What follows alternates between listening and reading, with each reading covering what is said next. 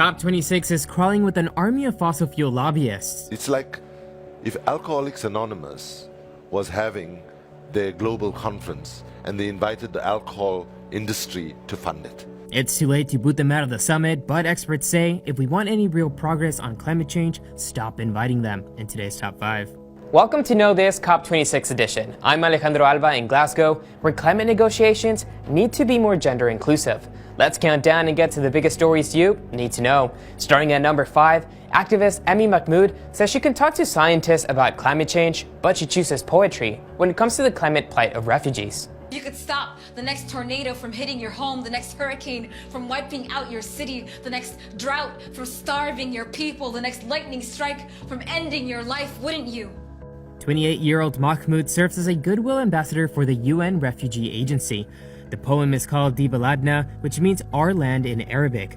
She tells NowThis she wrote the poem to raise awareness of the devastating impact climate change is having on the refugees of the world. What I wanted to do for COP specifically was bring refugees into the conversation, because I'm a former refugee, and I thought it was very, very important to sort of broaden the understanding of what climate change looks like.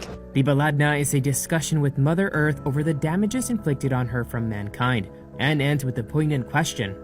How will the world end? I don't know. And I don't want to find out. Not in our generation. And not in the next. At number 4, House Speaker Nancy Pelosi and AOC bring a powerful delegation to the gender equality talks in Glasgow. Pelosi says it's the largest collection of congressional lawmakers to attend an international climate summit. While the House Speaker is touting the Biden administration's recent victory, passing the bipartisan infrastructure bill, which will spend billions in battling climate change. Pelosi adds that the unprecedented bill will open the doors for women and girls to lead in the clean energy transition plan. But all eyes were on AOC, a fierce champion of green energy initiatives, and she had this advice for the young protesters in Glasgow and around the world. And message for the young people, ma'am. I would say stay in the streets and keep in the streets. She also said it would be a dream to spend some time with the protesters at the summit. Number 3, Indigenous women of Peru trying to fight climate change say they can't do it without more funding. We had the chance to speak with Tabea Cacique, who works on a platform of indigenous people working to reverse global warming. She tells us there are many obstacles at this crucial moment. Tiene presupuesto suficiente para la implementación en territorios, en comunidades. Hacemos llamado a los financistas que apoyan a esta plataforma y coordinen con las organizaciones representativas. Several nations have pledged $1.7 billion to help indigenous people protect the forests of the world, while promising them a role in the decision-making and design of climate programs.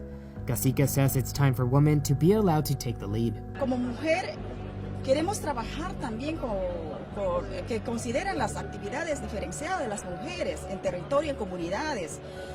Si bien es cierto, nosotros venimos aportando, muchas veces está invisibilizada la participación de las mujeres. At number 2, women are in the front lines of the fight against climate change, but mostly men are making the big decisions. At COP26, they are pushing back to change the overrepresentation of men and demanding equal participation from women. Women are more affected than men by climate change because of their traditional roles they taken in the society. They're more bound to take care, and they're also very responsible for feeding the family. If there's land lost due to extreme weather, they are the first vulnerable and the first that get hurt by this, and at the same time they're left out of the negotiations. They're not part of it. A new UN study found that alongside children, women in developing nations account for 80% of those displaced by climate-related disaster. It also underscored a lack of consistent progress toward gender balance in government delegations. Often the gender perspective in climate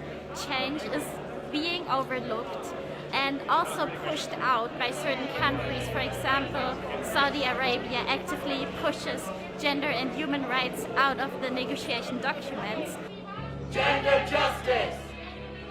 Now! In Glasgow, they are trying to make sure women's voices are at the negotiation tables.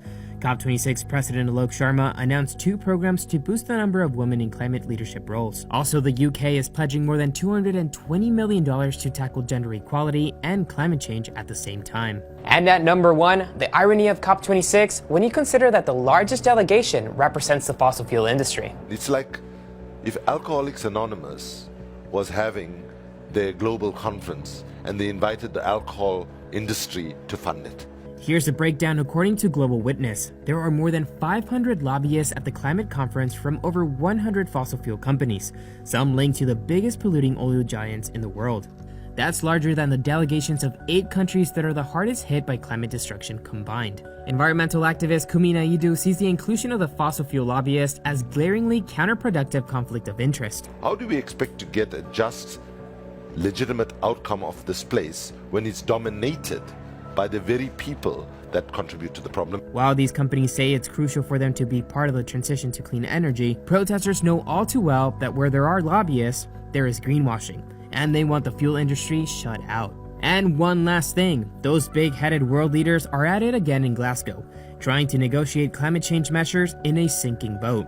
This latest stunt to draw attention to the crisis of rising sea levels due to global warming. That's today's top news. What was the biggest for you? Tell me in the comments below, and make sure to follow Now This Earth for more COP26 news. We'll see you right back here tomorrow for more news you need to know.